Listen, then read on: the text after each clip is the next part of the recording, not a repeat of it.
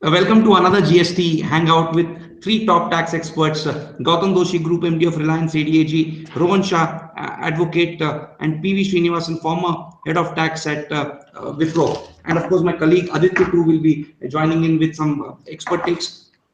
We aren't short of any excitement these days, be it the US elections, which are 24 hours away, be it the Tata Mystery saga, which is keeping everyone and India in content hooks, or be it the GST Council meeting, where we are absolutely not short of drama at all. And last week was one such week, historic in many ways, because a big threshold was crossed with the center and the states agreeing on the rate structure. We have a 4-tier rate structure. The JNK Finance Minister, Mr. Dragu, said no, it's 5. So you have 0%, 5%, 12%, 18%, 28%. So you have literally a 5-tier rate structure plus assess. But that's where the good news ends for the time being. And we saw a big impasse that could not be resolved last week at the GST Council meeting. And that was the issue of dual control. That how do you govern the assessees? Who gets the control over the assessees? Whether the center, whether the state, it's become almost a turf war. And what was we will come to the details later. But essentially, earlier there was a model which was being discussed, probably acceptable to both sides, but which has not come through, wherein the states would have had sole control over entities earning up to rupees 1.5 crore a year, and the dual control of center and states over the 1.5 crore threshold. There was another model which was also discussed, whereby both the center and the states would have control over the assessees right from the beginning. This model has got a new name. Instead of dual control, they're calling it the cross empowerment model. And here, the assessees for the scrutiny and audit would have been divided in a pre-decided ratio between the center and states. Might be 50-50 or 70-25. But net, at the end of the GST Council meeting, there was an impasse. This issue could not be resolved. And if we go by what the JNK Finance Minister, Kerala Finance Minister, all of them, the statements which came out, this is not an issue on which the states want to give up their turf quite so easily. We have it as Aditya, my colleague. I want him to quickly take all our viewers through. Aditya, 5, 12, 18, 28%. What is it going to cover? Okay, so we have the 4-rate structure or the 5-rate structure, what we are calling it. The 5% basically will cover all the common or mass consumption commodities. What is mass consumption? We'll have to we'll have to wait and watch. The 12 and 18%, which are the two standard rates which have been given, they will cover most of the bulk goods and services. The 28% is for all the luxury items, tobacco, pan masala, aerated drinks. All these will be covered under 28%. Plus there will be a cess on those commodities, and the 0%, which is they are called the zero-rated items, which will allow SENVAT credit, input credit for those items. They cover all the essential items, including food grains and food items.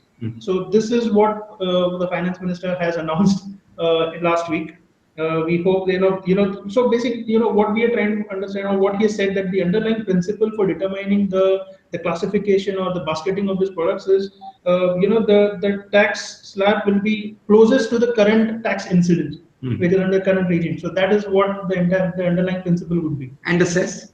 The cess is what the cess is going to be the difference between 28% and the current tax rate which is levied on these commodities. So that will be commodity wise, it will vary. So for example, if tobacco is taxed at 50% today, correct, and 28% is the highest rate, so 22% will be the same. Yes, that will be. So it will vary from commodity to commodity. Thanks, Aditya. Before I read out some of the comments and I get your takes on it, let's have a quick take from Gautam Bhai, Rohan Bhai, and PVS sir. Gautam Bhai? Yeah. No, if you're talking about the rates. Yeah. We had discussed them last time, but that time we didn't know exactly. But now the final rates, now the final structure is with us. Now really it's not 5 rates, therefore there could be at this level 6 rates plus the cess. And since the cess will vary from product to product, you are really talking about multiple rates. It could be 8, 10, 20 rates. 6 because 0 may have 2 elements to it. There will be some 0 rated products and there will be some exempt products which are not 0 rated, where you will not get input credit. So it will depend on which class of zero you fall into. Are you exempt or are you zero rated? There will possibly be a further rate structure in between for jewelry and gold ornaments, etc. They are not going to pay 5% and they are not going to be at zero. So they will be somewhere in between 1, 2, 3%. One does not know, but I don't think they will go up to even as much as 5%. So it is going to be multiple rates. The point is we had a choice between, let us say, a more standardized rate, say only 2, 12 and 18 or 5 and 18, in which case you are losing a lot of revenue in some cases, where you could have charged 28 but you were charging 18. In some cases you were charging excessive. Those who were paying virtually nothing today would now pay 12 or 18%. But you would have the advantage of a good GST, a simple GST, less classification disputes, and one tax all over the country. The other solution was multiple rates, but achieve a degree of revenue neutrality. And that is what we have chosen to achieve. And I think between the two choices, it's very difficult to say which one was better. The first one would have been more growth oriented. This is less growth oriented. But if government's finances are in trouble, government has chosen this route. I think we'll have to live with that and accept it. I think the least common denominator or the path of least resistance, Gautam bhai, but the takeaway is even zero has classes. Rohan bhai, yeah. Yeah, so to just sort of build further on the comments already made, I think quite clearly the fate of industry and consumers is now in the hands of the Committee of Secretaries. Because while we are talking of this whole issue of what the rate structure is, and it is multiple, and once it is multiple, we are getting further and further away from the pure GST concept. But the most important thing now is going to be the basketing. That is what will determine the impact on industries, on consumers, on inflation. So I guess in a manner, the ball has passed in terms of this to that Committee of Secretaries, and how they view this is going to be critical. Second, a lot of the debate right now is about goods. The question is, where are services going? And again, there I think you can expect a broad classification of services like education and health, which might end up in a lower stream. And then you will have utilities, which could be 12, and then you'll have the remainder at 18. And everything which falls into the basket of 18, in a way, does not strictly follow the whole principle of equivalence, because there you are quite clearly going to get a higher rate. The third issue to me is, will there be classification disputes? Because with so many rates, is there now tax arbitrage?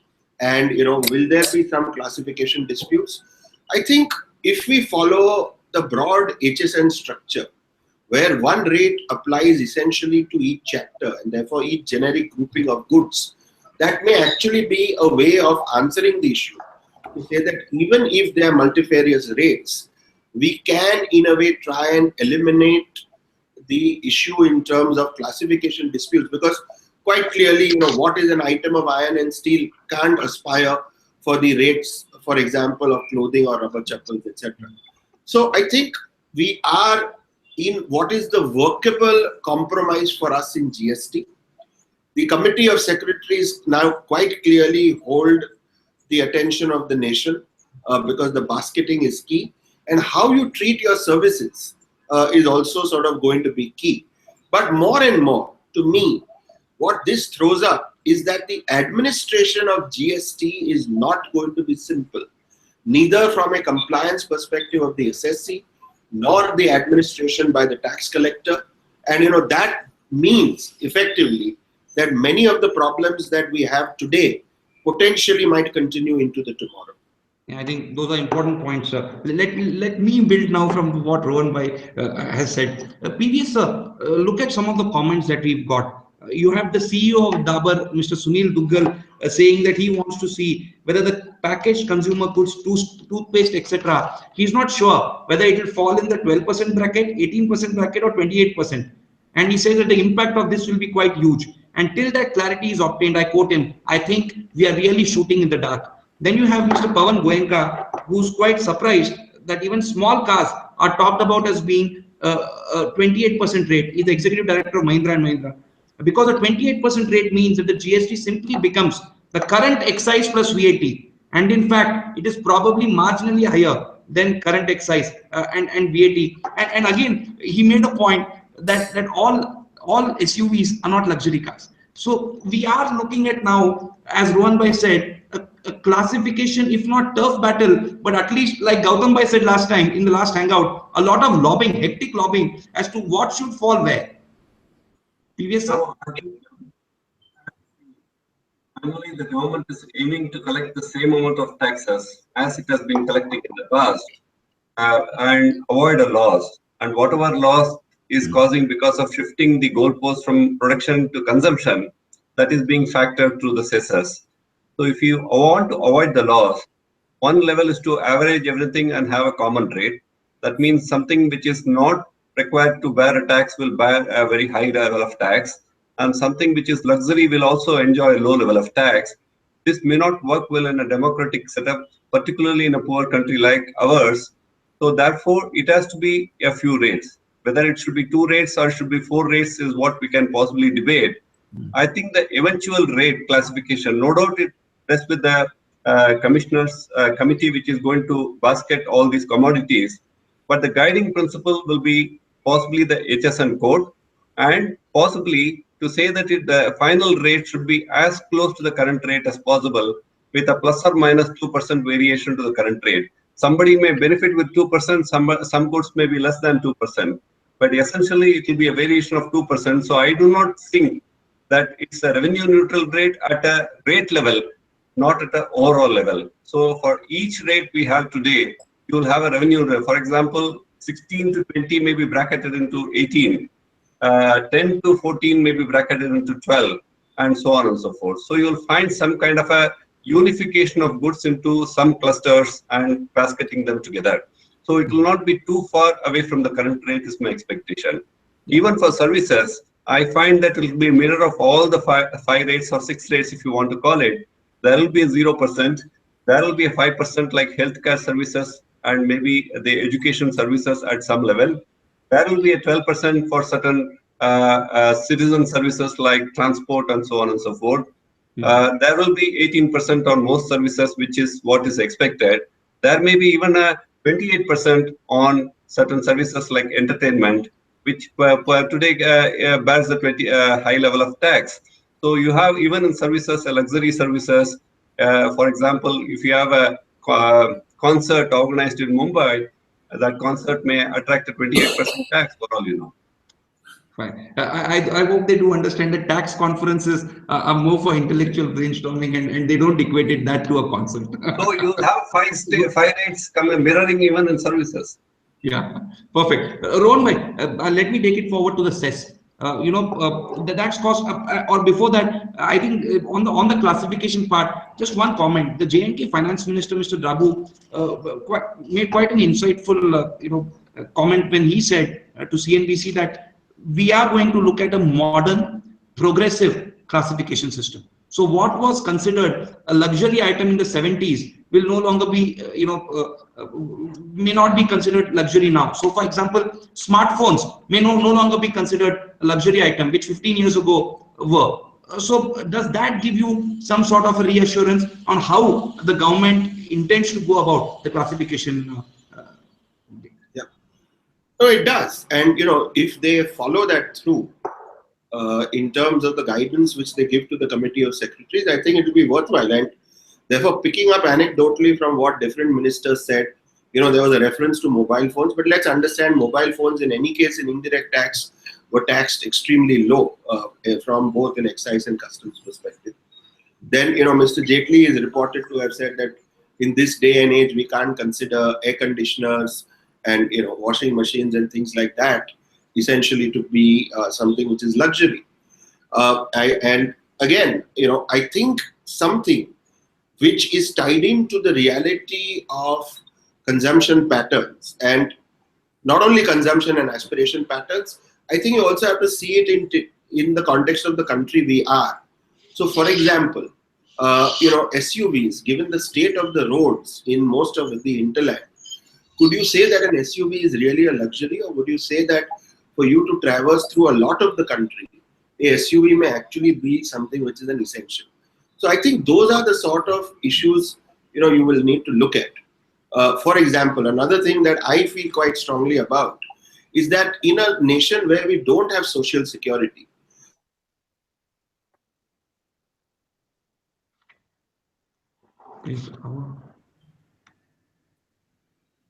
Yeah, I think we've lost Rohan bhai. Gautam bhai, can you hear us? Yeah. I can hear you, but yes, I think we have lost Rohan. Yeah, I think we'll try to reconnect. Let's Yeah, come back. Let's yeah, come back. yeah. Rohan bhai, can you? Yeah, I think we lost you for the last 20 seconds, Rohan bhai. sorry, am I on again? Yeah, So all I'm saying is, yes, it's a shifting paradigm. A lot of new things need to be considered. And even in services, like I said, in a nation where you don't have social security, how should you treat insurance, especially life insurance or health insurance? These are the sort of issues that we must engage with. And I think we need to take a step forward to recognize that, given national realities, we will have to be more progressive and also take a stance slightly different from what we see in the rest of the world. Gautam bhai, I'll just read out one comment and we'll quickly then move to the issue of dual control. And I'll get your take on the cess as well. But if you look at one of the articles that we had Mr. K. Vaidiswaran write for us, and the article was quite just again a devil's advocate. The GST rate of 28%. One cannot justify, he says, a rate of 28%, the list of which is not known now, can very well turn out to be a nightmare. One cannot justify 28% as being lower than existing 30% and hence better. Rate reduction could have been achieved by reducing the excise duty and VAT rates without any necessity for GST. Gautam bhai, again the same point. Is GST essentially becoming VAT plus excise? Yes, it is clearly. As of today, that's the way it is going, and that's the way government intends it to be. They may convert it into a real GST down the road. When I say down the road, it may be 3 years away, 5 years away. We are not really looking at it earlier than that. And today, I think you will have further complications. Classification, for example, will not go by HSM. If you talk of smartphones and mobile phones, they may fall into the same category, but a simple mobile phone may be at 5% and a smartphone may be at 18%. Go into the standard rate. And now which feature makes it a smartphone, which feature leaves it to be a simple mobile phone is again a matter of an window AC may continue to be at 12% and a split AC may be at 28%. Sure. And again, we are really going to look into all that type of classification. Yeah. It's going to be difficult, but yes, that's what it is. Gautam bhai, quickly on cess. May I add on to what Gautam bhai is saying? See, if you are actually not going to go the HSN route, but go, as Gautam bhai rightly believes, to some other basis, which is either based on price or which is based on functionality, I think then you are really going to get into a nightmarish issue. Because in the illustration which he gave, if a mobile phone is lower but a smartphone is higher, if a certain sort of AC is lower but another sort of AC is higher, that is then the chemistry classically for all sorts of classification disputes and arbitrage. So I think this committee of secretaries and the wise men in the council have to actually direct that these sort of demarcations do not happen. Because the moment you demarcate, either in terms of price or functionality, you are opening up more than a Pandora's box in terms of administration, collection, and then limitless litigation. And I do hope fervently that they don't go this path. Yeah, I would want to get the take of all the three of you on the cess part. I just spoke to one of the heads of tax of a big FMCG company, and he said that the cess is giving me a lot of stress. I would also like to read out the quote of Mr. R. Sridhar, who's head of tax at Coca-Cola, and he said that the cess is levied as a top-up inside the GST as a supply-based tax. Then the event would be a supply. Suppose the government uses the residual taxable residual taxable part and goes for a separate law for cess, then the taxable event could be a manufacture. If you do that way, then you are destroying the functionality of this whole approach, which I wanted for the tax, that there will be no distinction between whole goods, processed goods produced in other plants, or goods produced in my plant A versus produced in plant B. This was all the advantage of a supply-based tax. All this substitution or this additional levy would now take away the advantages which were ingrained in the draft model law. Gautam by Rohan by previous, the cess is causing a lot of anxiety. Gautam by? Yeah, it certainly is.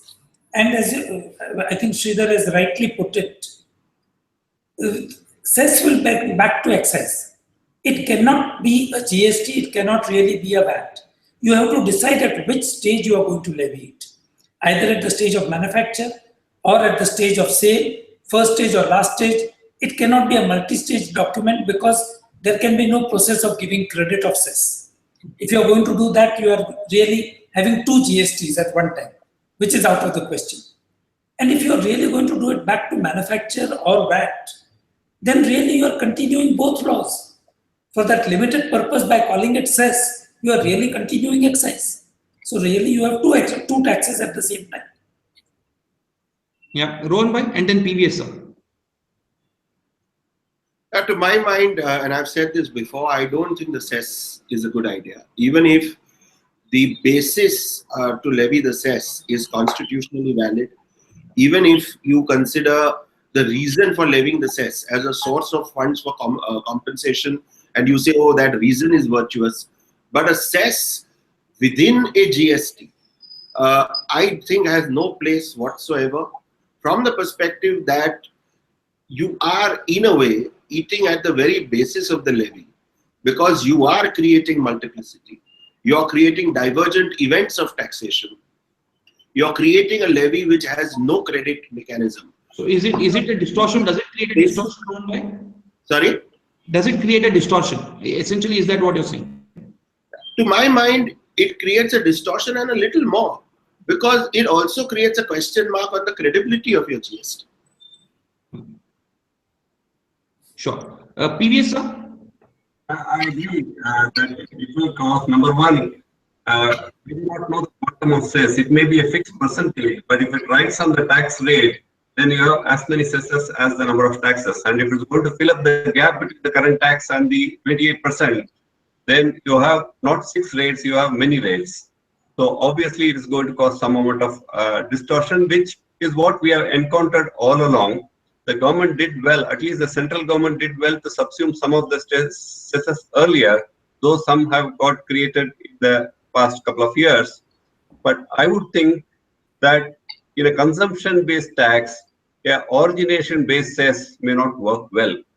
So you must possibly have a reconciliation that in a consumption-based tax, the cess also writes at the point of consumption rather than at the point of origination. This also brings equity, because who are the losers of taxes, if at all? They are the production states.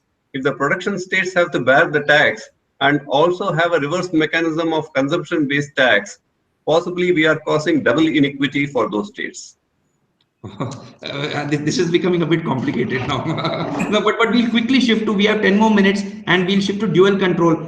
Aditya, you want to first put your first question to previous on dual control, because that's the sticky point. So I would, previous sir, I would actually want to know, your take on this entire dual control issue, because clearly the finance minister has said that there should be norms on who should assess whom, and you can't have two assessing authorities competing for the same assessee. So without doubt, this is the minimum takeaway for the trade and industry. Rates, I think we don't have much of a grievance. 4 rate is not too much of a problem, though 2 would have sufficed. But I think the minimum takeaway which the trade and industry would seek is a single point of control. Let the governments choose between themselves as to which amongst them, whether the state government or the central government will assess and carry out all the administrative functions vis-a-vis the taxpayers, but it should be one. It cannot be two. The moment we have 2 assessing authorities, obviously it is an additional administrative burden. In fact, it would be better to have VAT and SENVAT as a separate taxation scheme rather than have two assessing authorities assessing a combined VAT and ascent VAT.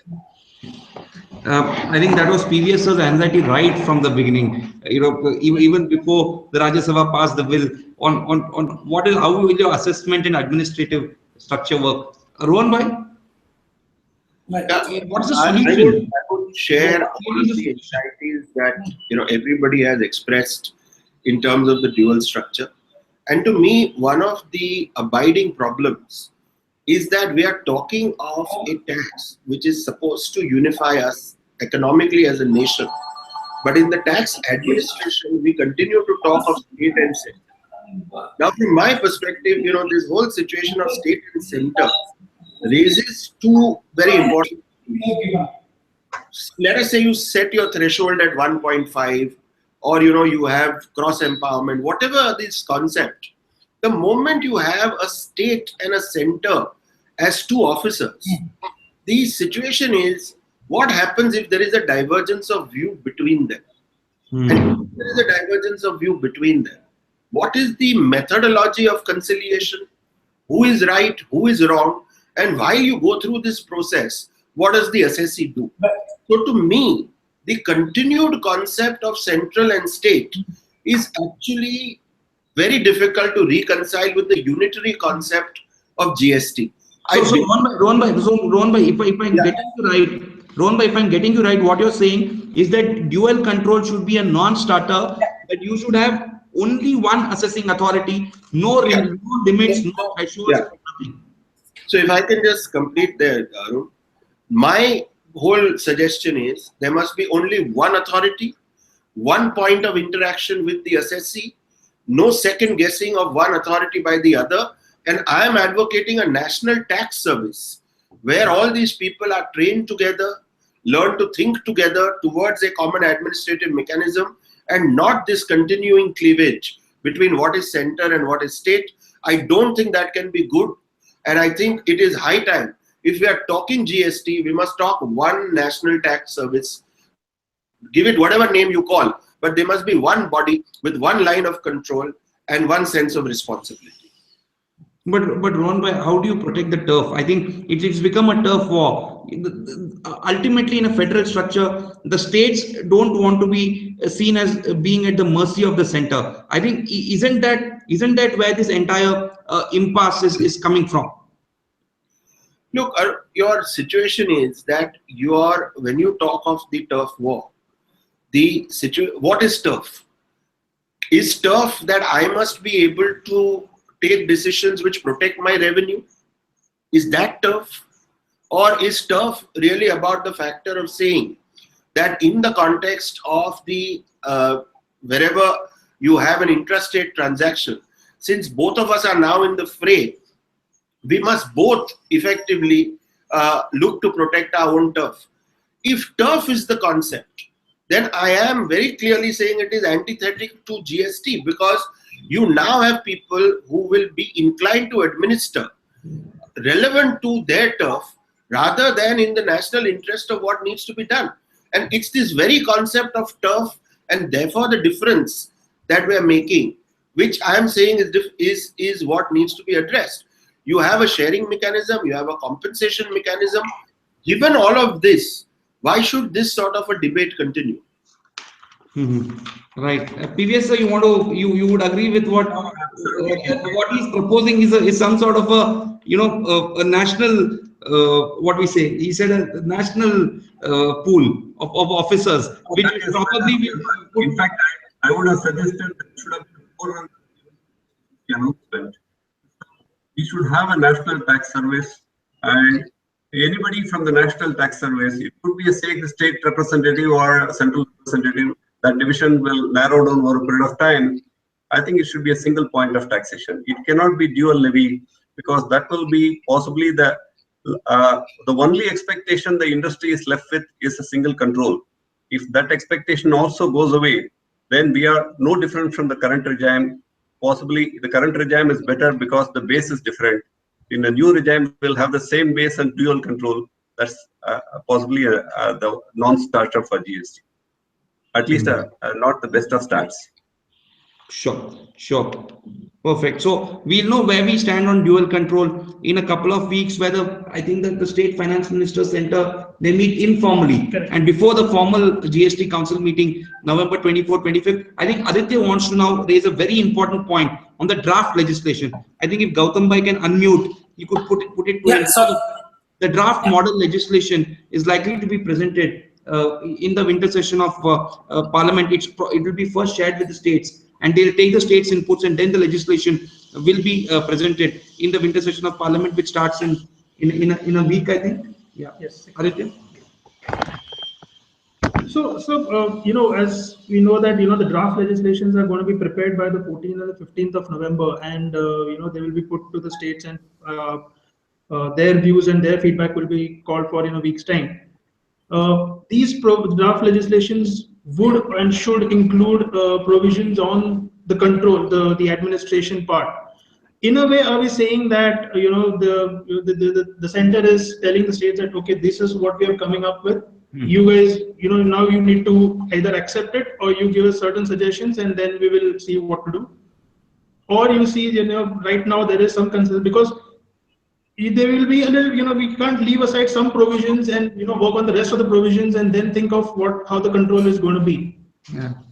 And I just wonder, just to add to what Aditya is saying, so the draft legislation will not have any sort of classification guidance and nothing. So Gautam Bhai, Rohan Bhai, what will the draft legislation contain? I mean, are we then saying that it will be another rule-based regime where you have a law and a lot of the details will come under rules? So is that the structure we are looking at, Gautam Bhai?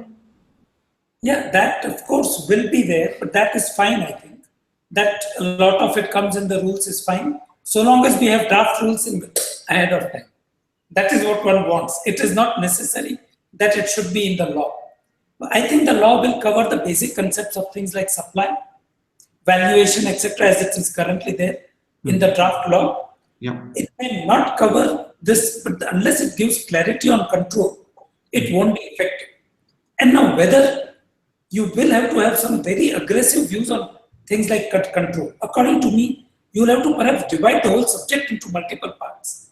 Administration is a matter of registration, a matter of assessment and adjudication, audit, and a matter of investigation if one takes the three broad areas. You will put administration and investigation into one basket and create a new GST audit service comprised of both central and state officers. You may comprise a new GST appellate service, again comprised of central and state officers. And that perhaps may be the way forward.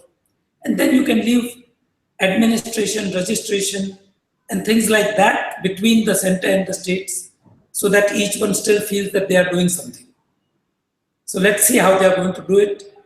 And I believe, as I read, and I would think, what you will really get is a law which will be introduced in the last or the second last day of the session, and it will be passed as a money bill. So you really will not see a lot of it beforehand.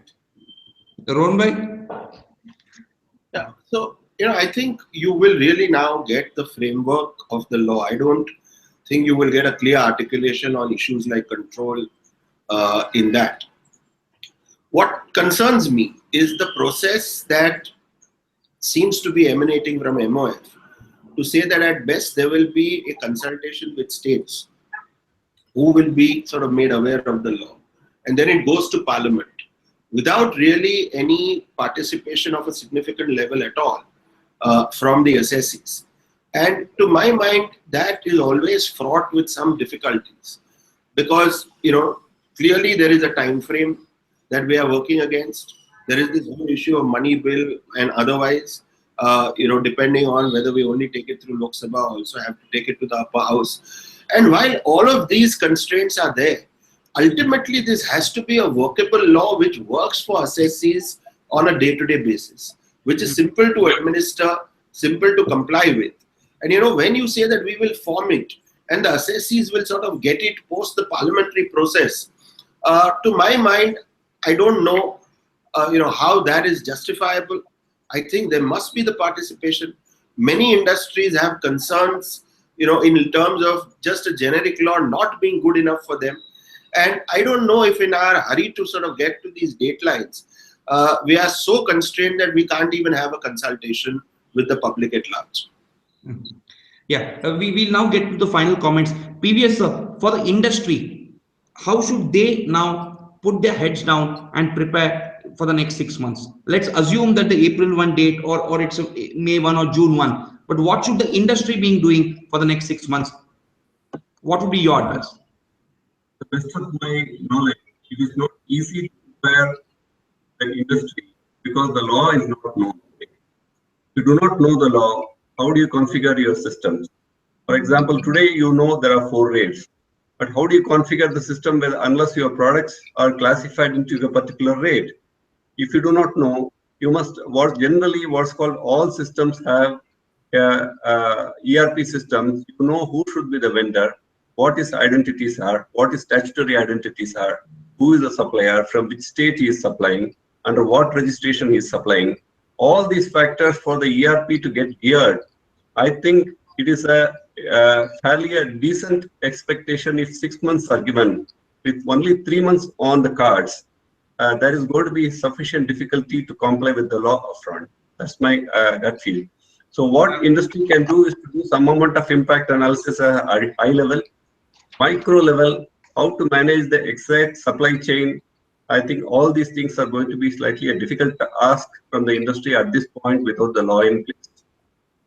Yeah, Rohan bhai, on the structure, I'm back to the fundamental point. You know, there is this editorial in I think the Economic Times. GST, it's an opinion piece. Is India on the verge of turning its good tax bad? And the author starts by saying India's tax system is among the most complex of the world. 157, according to a study by a leading firm, with about 33 different payments required. It's a consistent barrier to entrepreneurship and to investment. That's why so many people were eagerly anticipating the rollout of the Indian government's first real attempt at systemic reform in recent years, a nationwide GST. And then he goes on to say how this multiple tier structure, the dual control, and so on and so forth, has really, in some ways, is not going to bring you the benefits that so many had hoped for. There is, in fact, another article, and Nomura is saying, I think it's Nomura, yeah, which is saying that the Nomura report that it will take a few years for the GST benefits to kick in, and that too is contingent on successful integration. Lot of question marks thrown by. I think I would like you to comment on the structural part of GST. I mean, the way it is heading, the structure. Are you happy with the structure? And will this bring in the benefits that we were all hoping for? First, an overarching comment on that, which is to say that I don't think I had ever thought that a GST in India would be a simple cakewalk from the perspective of either the government or the administrators. It is complex. It is very, very difficult. And I must, honestly and sincerely say compliments to everyone who's trying to move the agenda forward every day. Having said which, we are reaching, as a result of the many compulsions we have, not the ideal GST. And, every day we are sort of taking a step in terms of moving away from GST and closer to the old structure. Having said all of which, I still believe that, GST is difficult and desirable both. So the fact that we get it, to me, is always a positive. Whether the economic benefits trickle in a little later or not, but it's a massive exercise, and the least damage we can do to it now as we deliver it, I think the greater the gains will be. But don't let us not, in our roles, critique the factor that an Indian GST would always have been very different from the rest of the world and very difficult to deliver. Gautam, in some ways, Rohan by saying that it came with the territory, it was inevitable. In India, to balance so many contradictions, to balance so many compelling and so many interests, different diverse interests, was never going to be easy. Gautam?